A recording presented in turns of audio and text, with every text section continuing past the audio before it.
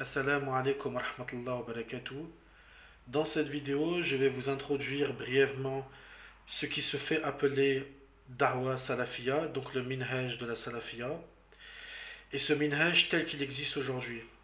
Alors, pourquoi est-ce que j'ai fait cette vidéo?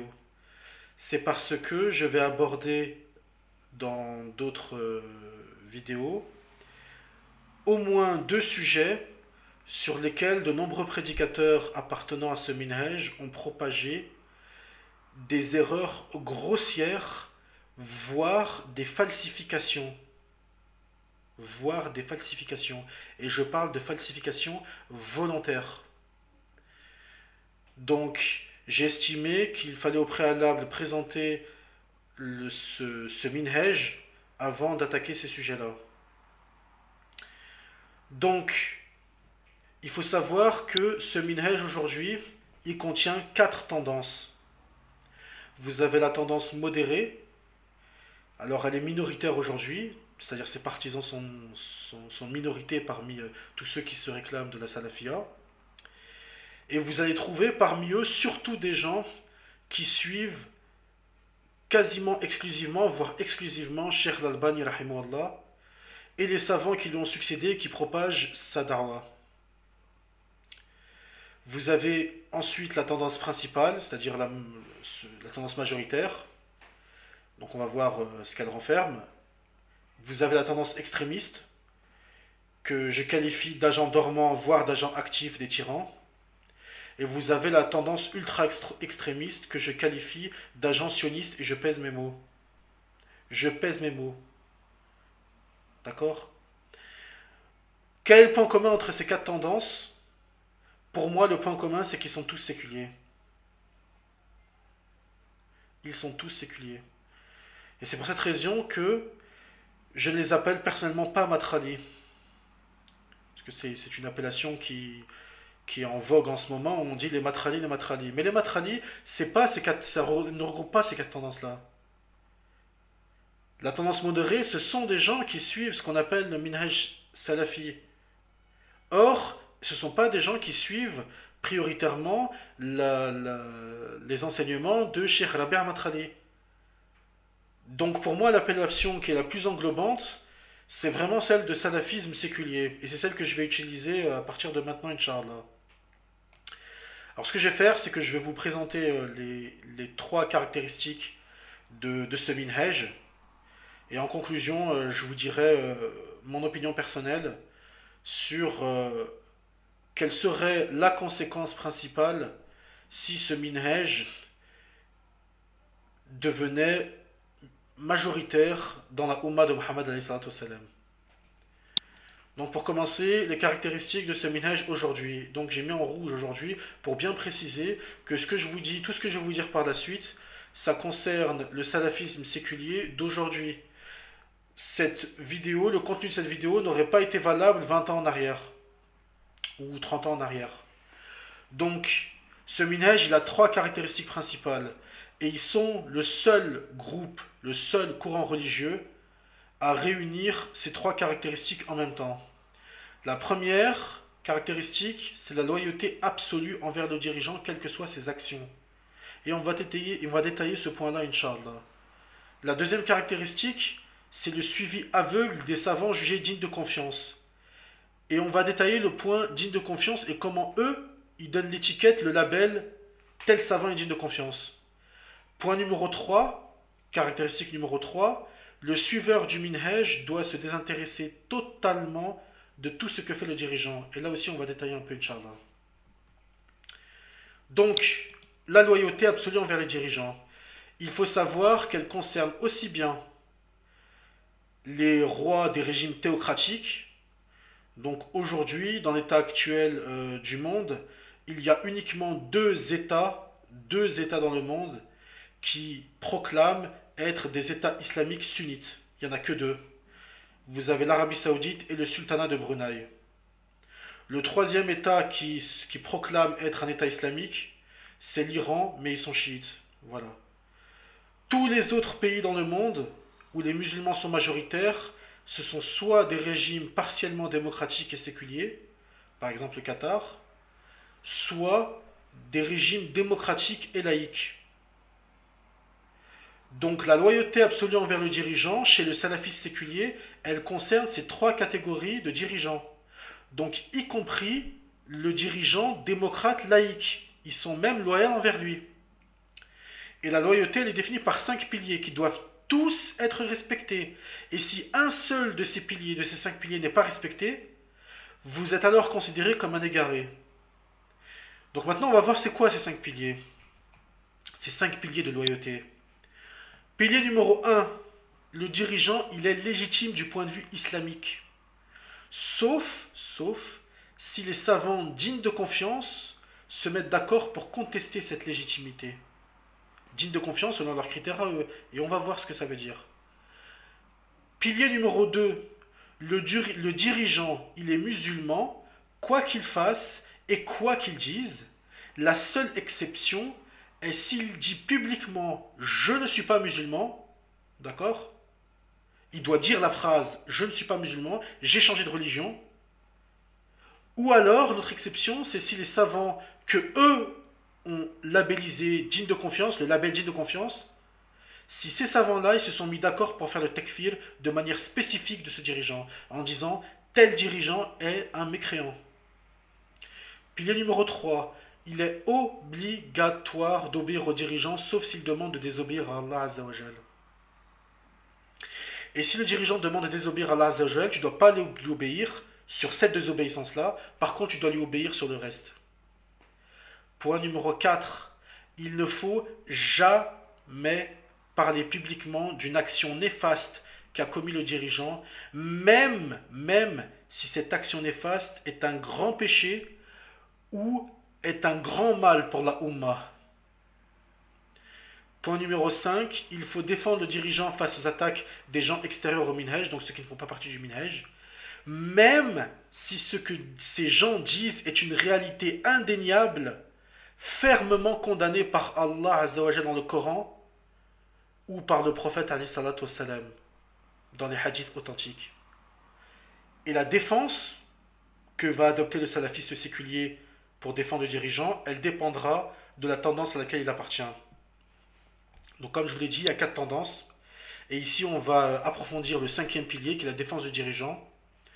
Donc, chez le salafiste séculier modéré, donc ici, là, le modéré, alors il faut savoir que cette tendance-là, elle est minoritaire aujourd'hui. D'accord? Elle est de moins en moins répandue.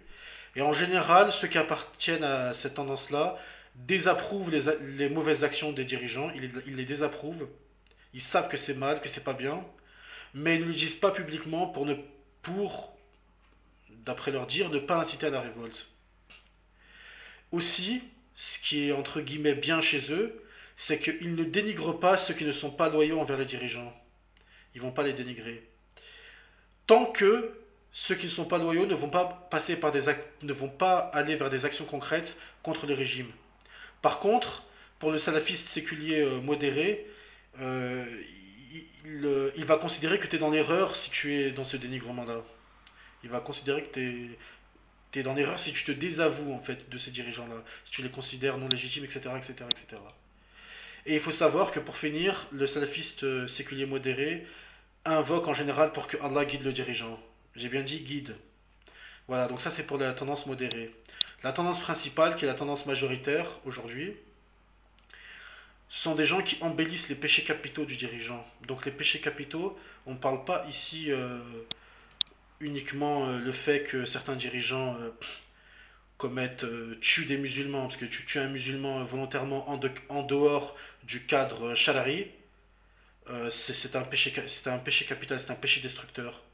On ne parle pas que de ça, puisque on sait que tous les dirigeants, tous les tyrans commettent ce genre de péché. On parle aussi du kufr akbar. Du kufr akbar. Donc ils vont embellir les péchés capitaux du dirigeant. Comment ils font cet embellissement? Bon, il y a plusieurs façons. C'est en minimisant la portée de ces péchés-là, ou alors en faisant diversion, ou alors encore pire, en donnant des justifications islamiques à ce que font ces dirigeants, au niveau de leurs péchés capitaux. Il faut savoir que la tendance principale, sont aussi des gens qui dénigrent ceux qui désavouent les dirigeants pour des raisons religieuses. Alors c'est un point très important. Si vous êtes quelqu'un qui est un militant des droits de l'homme, d'accord? Vous êtes vous êtes un membre de Amnesty International, un laïc, etc., etc., droits de l'hommiste, etc., pour les droits des homosexuels, etc. Et si vous invoquez ça, les droits de l'homme, etc., pour critiquer, pour vous désavouer des dictateurs, les salafistes séculiers, la tendance principale, ne vont pas vous dénigrer. Ils vont vous dénigrer si vous invoquez des raisons religieuses pour justifier votre désaveu. Et ils vont vous qualifier au meilleur des cas de takfiri, ou au pire d'être un khawarij, même si lorsque vous avez porté publiquement les raisons de votre désaveu, via des arguments religieux, à aucun moment vous n'avez accusé les dirigeants d'être des apostats ou d'avoir commis des mécréances. Même si vous ne faites pas ça, même si vous n'accusez pas les dirigeants d'avoir commis des mécréances majeures, ils vous qualifieront de takfiri au minimum si vous dénigrez et vous désavouez de ces dirigeants-là en invoquant des raisons religieuses.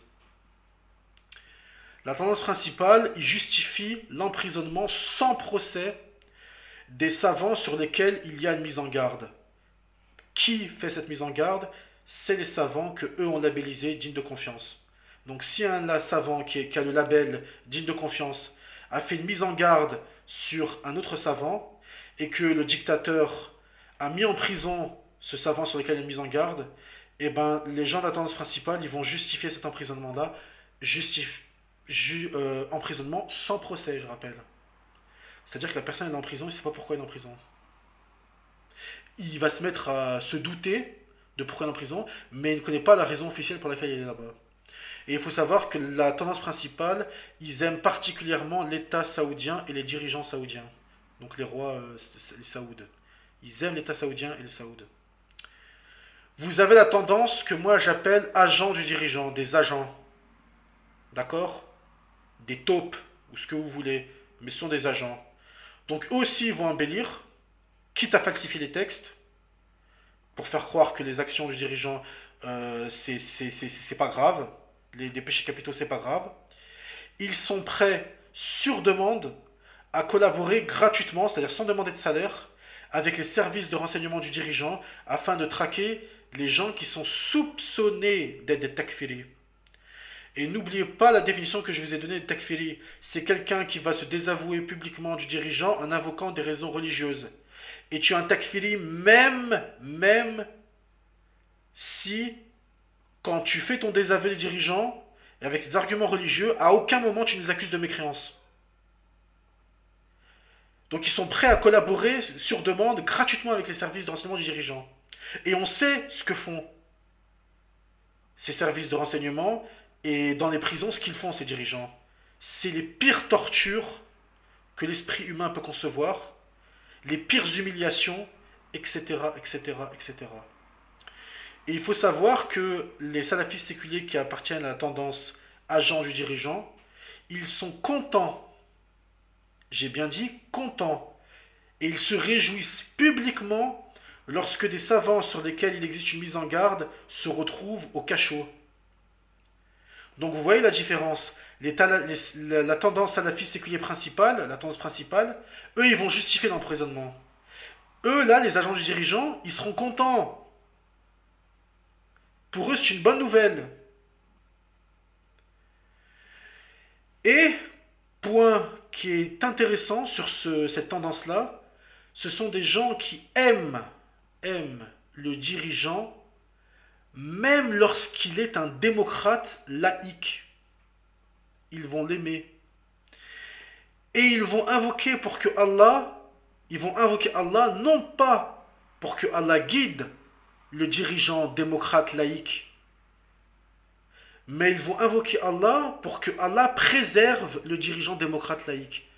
Donc ils vont faire dua, oh Allah préserve tel dirigeant qui lui est un tyran démocrate laïque.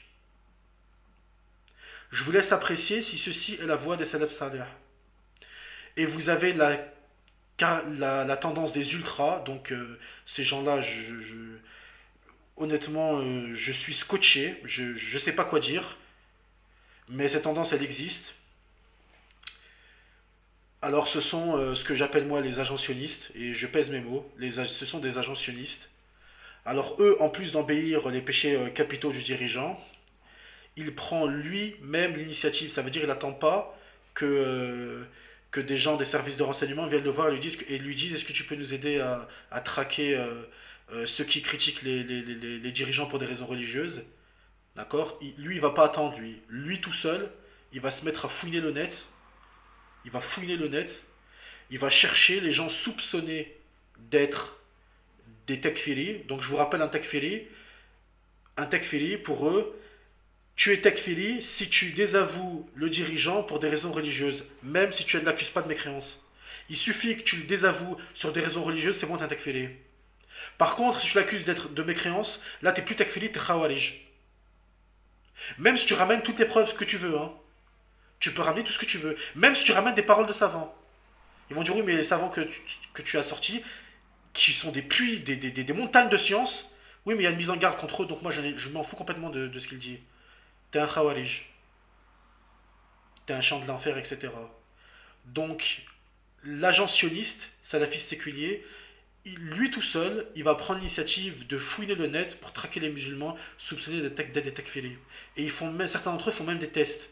Ils t'envoient ils posent des questions pour essayer de détecter si tu fais partie des takfiris ou pas. Et il faut savoir que les agents sionistes, ils ressentent une immense haine envers les religieux qui ne sont pas loyaux envers les dirigeants. Leur haine est immense. Ils sont prêts, et accrochez-vous bien, hein, je ne sors pas ça de ma tête, je l'ai vu de mes yeux, de la part de certains prédicateurs de chez eux, je l'ai vu de mes propres yeux. Ils sont prêts à livrer gratuitement à la CIA ou au Mossad des musulmans qui sont accusés d'être des khawarij par les savants dignes de confiance. J'ai bien dit, ils sont prêts à livrer gratuitement. La CIA, ils offrent des récompenses de millions de dollars. Eux, ils disent, je veux pas ta récompense, je le fais gratos. Et ils vont livrer à qui? À la CIA ou au Mossad des musulmans, des gens qui prient. Admettons que ce soit de vrais khawarij. Ils prient, etc. Ils vont les livrer à des personnes, des kuffars, qui jettent le Coran dans les toilettes. C'est à ces gens-là qu'ils vont les livrer. À des personnes qui jettent le Coran dans les toilettes. Donc ils sont prêts à livrer gratuitement des gens qui prient 5 fois par jour. Admettons que ce soit vraiment des khawarij, mais ils prient 5 fois par jour. Ils sont prêts à les livrer à des personnes qui jettent le Coran dans les toilettes. Et qui ont le sang de millions de musulmans. Parmi eux des enfants, des centaines de milliers d'enfants. Et qui ont l'honneur de centaines de milliers de femmes musulmanes. Quand je parle d'honneur, c'est-à-dire les viols. Eh bien, ils sont prêts à livrer à ces gens-là. Des gens qui prient 5 fois par jour. Ah, même s'ils sont des khawarij, peu importe, je ne vais pas aborder cette question-là, peu importe, ils sont prêts à les livrer à ces gens-là. Gratuitement. Donc là, je vous ai détaillé le point numéro 1, maintenant, à savoir la loyauté envers le dirigeant. Maintenant, on va voir ce qui concerne le suivi aveugle des savants en vie du minhaj, parce qu'en fait, eux, ils suivent de manière aveugle les savants qui sont en vie. Donc il y a une distinction entre savants en vie et savants morts. Il y a des savants morts qui sont considérés comme dignes de confiance, et vous avez les savants en vie qui sont considérés comme dignes de confiance. Il faut savoir que le suiveur du minhaj, il ne doit jamais réfléchir par lui-même. Il doit toujours revenir aux savants qui ont le label digne de confiance sur tous les sujets. Sur tous les sujets. Et sur chaque sujet, le salafiste séculier, il doit adopter l'avis d'un des savants qui a le label digne de confiance. Et lorsque le salafiste séculier écoute les paroles de savants qui ont le label digne de confiance, il ne doit avoir aucun esprit critique. Même si ce que dit le savant est étrange pour la raison. Et si vous avez une personne qui ne fait pas partie du minhaj, qui vient et qui démontre l'étrangeté des propos du savant en question, en se basant sur le Coran et la Sunna, et il appuie ceci par le consensus de Ahlul Sunnah wa Jama'a, par des paroles de Salaf Salih, etc., etc., et ben le suiveur du Minhaj, il refusera d'accepter les preuves.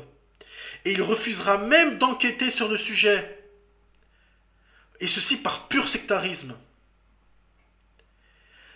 Et il prendra quand même la parole du savant digne de confiance. Au final, il prendra quand même sa parole à lui. C'est pour ça que je parle de suivi aveugle. Et il faut savoir un point aussi qui est très important, c'est que leurs savants dignes de confiance leur déconseillent, voire pour certains d'entre eux leur interdisent, d'écouter les prêches de savants qui ne font pas partie du minhaj. Surtout lorsqu'il s'agit de savants sur lesquels il existe une mise en garde. Alors eux, il faut pas lire leurs livres, il ne faut pas écouter leurs cours. Donc, comme je vous l'ai dit, vous avez les savants morts, les savants en vie. Vous avez une liste en fait de savants qui ont le label digne de confiance. D'accord? Donc vous avez les savants morts. Alors il faut savoir que savants morts, ils remontent à loin, hein. Vous avez dans la liste des savants morts, vous avez même des illustres savants comme Ibn Taymiyyah, comme Ibn Kathir, Ibn al-Qayyim, Mohammed Ibn Abdul Wahhab, rahimahumullah. Vous avez toute cette panoplie, tous ces savants-là. Mais le suiveur du minhaj, le salafiste séculier, il ne doit pas les lire directement, même s'il comprend l'arabe. Il ne doit pas lire directement les écrits de Ibn Taymiyyah. Ce qu'il doit faire, c'est qu'il doit revenir aux savants en vie. Et c'est les savants en vie, dignes de confiance, c'est eux qui vont lui expliquer ce qu'ont dit les savants morts dignes de confiance. Je ne sais pas si vous suivez un peu ce que je vous dis. C'est un point très très très important. Le salafiste séculier ne va pas directement lire dans la langue d'origine, même lorsqu'il sait parler arabe et qu'il maîtrise l'arabe, il ne va pas directement lire les travaux des savants dignes de confiance morts. Vous ne les verrez jamais lire Ibn Taymiyyah en arabe. Ce qu'ils vont faire, c'est qu'ils vont aller voir ce que les savants en vie disent sur ce que Ibn Taymiyyah a dit, rahimahullah. Et toute cette liste-là que vous voyez, c'est les savants en vie qui la font. C'est eux qui la font. Et c'est eux qui bannissent les gens de la liste, qui disent telle personne, il ne fait pas partie du minhaj. Quelles sont les caractéristiques qui font que un savant en vie va avoir le label digne de confiance? Alors je vais vous donner les 4 critères dans le salafisme séculier. Il y en a 4. Critère numéro 1. Ces 4 critères sont obligatoires, hein. Si vous n'avez pas les 4 critères en même temps, vous ne faites pas partie de la liste. Vous n'avez pas le label. Donc, critère numéro 1, il faut que le savant il a étudié auprès d'un savant qui a le label. Donc le label digne de confiance. D'accord? Numéro 2, il faut que le savant se revendique publiquement comme faisant partie du minhaj. Donc il doit dire je suis salafi et je prêche la salafia. Point numéro 3, le savant doit respecter chacun des 5 piliers de loyauté envers le dirigeant. Donc ce que je vous ai montré tout à l'heure. Et point numéro 4, très important, il ne doit exister aucune mise en garde contre ce savant-là. Surtout, pas de mise en garde de la part de savants gouvernementaux. Donc les savants gouvernementaux, ce sont des fonctionnaires, c'est-à-dire ceux qui sont nommés et payés par l'autorité. D'accord? Ils sont nommés et payés par l'autorité. Je ne suis pas en train de dire que le fait d'être nommé ou le fait de toucher un salaire, ça veut dire que tu es un savant du palais, c'est pas ce que je dis, c'est pas mon propos. Je dis juste que si les savants qui font partie du minhaj, qui ont le label digne de confiance, et qui sont les savants gouvernementaux, donc qui ont été nommés par les autorités, si eux ils vous font ils font une mise en garde contre un savant, ce savant-là il ne peut pas faire partie de la liste des savants qui ont le label digne de confiance. Donc on va comparer ces 4 critères avec les critères chez les anciens de Ahl Sunnah wa Jama'a pour déterminer un savant qu'il faut suivre. Donc on va comparer. Les critères pour déterminer si un savant est digne de confiance, d'accord? Ils sont au nombre de 3. Il faut que le savant il a beaucoup de science dans son sujet d'expertise. D'accord? Donc si c'est un savant du hadith, il doit avoir énormément de science dans la science des hadiths. D'accord? Point numéro 2, il doit être connu pour sa piété.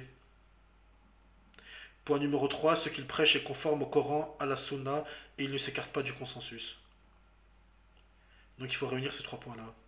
Donc vous voyez, c'est pas tout à fait pareil, c'est même pas du tout pareil que les critères qu'utilisent les salafistes séculiers. Donc maintenant, nous allons voir la dernière caractéristique des salafistes séculiers, qui est leur désintérêt programmé de la politique. Donc, c'est-à-dire, c'est pas un hasard, c'est volontaire qu'ils ne s'intéressent pas à la politique. Et quand je dis politique, c'est les actions du dirigeant. Alors, en ce sens, ils ont une ressemblance avec les tariqas soufis. Et il faut savoir que les deux caractéristiques, donc, je vous rappelle le suivi aveugle des savants et le désintérêt pour la politique, les tariqas soufis, elles ont ces deux caractéristiques-là. D'accord? Par contre, la différence, c'est que la manière avec laquelle les tariqas soufis vont donner le label t'es digne de confiance pour qu'on te suive aveuglément, c'est pas du tout les mêmes critères que ici. Ni ces critères-là. C'est d'autres critères. C'est d'autres critères. D'accord? Qui sont des critères farfelus. Peut-être qu'on aura l'occasion d'y revenir, mais voilà, ce sont d'autres critères. Et en ce qui concerne le désintérêt de la politique, les soufis, ils se désintéressent de la politique, pas pour les mêmes raisons que les salafistes séculiers. Eux, en fait, les soufis considèrent que les affaires du monde, elles doivent être laissées à Allah Azzawajal. Et le soufi, le disciple, il doit se concentrer dans sa relation avec son cher et sa relation avec Allah Azzawajal. Donc, eux, c'est comme ça qu'ils voient les choses. Et tout le reste, la politique, etc., les affaires du monde, ils laissent ça à Allah. C'est ce qu'ils disent, hein, ils disent texto, je laisse ça à Allah. Par contre, le salafiste séculier, lui, il va considérer que ces choses-là, les affaires du monde, elles doivent être laissées entre les mains des savants qui ont les labels dignes de confiance et aux dirigeants. D'accord? Et la conséquence de tout ça, c'est quoi? C'est que la da'wa, donc la da'wa du salafisme séculier, elle est centrée uniquement sur la réforme personnelle et les actes individuels. Et donc le prêche, il est totalement sécularisé. Voilà. Donc en conclusion, s'il y avait une conséquence qu'il faudrait retenir de à laquelle aboutirait ce minhaj si la majorité des musulmans le suivaient. Donc là, ce que je vais vous dire, c'est mon opinion personnelle.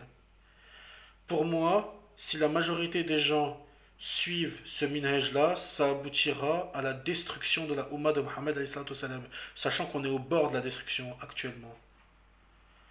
Alors pour que vous compreniez bien de quoi je parle, le califat, il a été... La date que les historiens retiennent pour la destruction du califat, c'est 1924. Mais en réalité, c'est pas 1924, c'est 1922. Voilà, donc je vais pas vous détailler, mais la vraie date, c'est 1922. Donc il y a presque 100 ans, il y a 96 ans. Si le salafisme séculier avait existé, je sais pas, 1000 ans en arrière, c'est pas en 1922 que le califat il aurait été détruit. Il aurait été détruit il y a 700-800 ans. Il y a 700-800 ans. Et si ça se trouve, la Turquie actuellement, ce serait une terre chrétienne. Si le salafisme séculier était majoritaire 1000 ans en arrière, si ça se trouve, il aurait été fort probable que la Turquie actuellement soit un pays qui contient beaucoup de blancs occidentaux, chrétiens orthodoxes.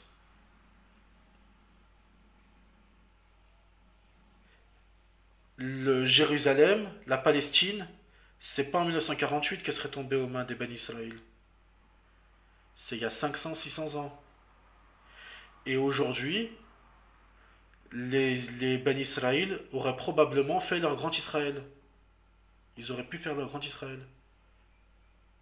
Donc voilà pour moi la conséquence principale qui aurait vu jour si ce minhaj était majoritaire au sein de la Ummah de Muhammad alayhi salatu wassalam. Donc comme je vous l'avais dit, les sujets à venir qui ont justifié cette vidéo. Alors en fait, il y avait deux sujets principaux. C'était le statut des dirigeants, des législateurs et des juges. Donc c'est un sujet technique que je vais aborder d'une manière synthétique et d'une manière un peu différente de ce qu'on retrouve sur le net notamment. et je vais donner des paroles de savants remis dans leur contexte et qui sont des savants qui font partie de la liste des savants morts dignes de confiance. D'accord? Donc je vais leur faire découvrir ce que leurs savants morts dignes de confiance ont dit sur les dirigeants, les législateurs et les juges. Et l'autre point, c'est la falsification de l'annulatif sur la Grande Alliance. Donc il s'agit de la Grande Alliance avec les mouchriquines contre les musulmans. Alors ici, j'insiste sur le mot, c'est une falsification qui propage. Ça ne peut pas être une erreur. Là, ça atteint le degré de falsification, c'est-à-dire de falsification volontaire. Voilà, et pour conclure, je ferai une conclusion sur les dirigeants actuels du monde. Donc là, je vais vous parler beaucoup des constitutions arabes, de ce qu'elles contiennent, etc., des articles qu'elles contiennent. Je vais vous faire une introduction sur ce qu'est la démocratie, etc., etc. Donc voilà, désolé pour la longueur de la vidéo, mais je pense que ce sujet-là était nécessaire. Et donc, s'il y a des salafistes séculiers qui ont écouté cette vidéo, j'espère que vous êtes restés jusqu'au bout, parce que je sais que les prédicateurs que vous suivez vous déconseillent, voire vous interdisent de suivre des gens qui ne font pas partie du minhaj. Donc, j'espère que vous ne ferez pas preuve de sectarisme et que vous écouterez jusqu'au bout et que vous ferez votre propre opinion. Voilà.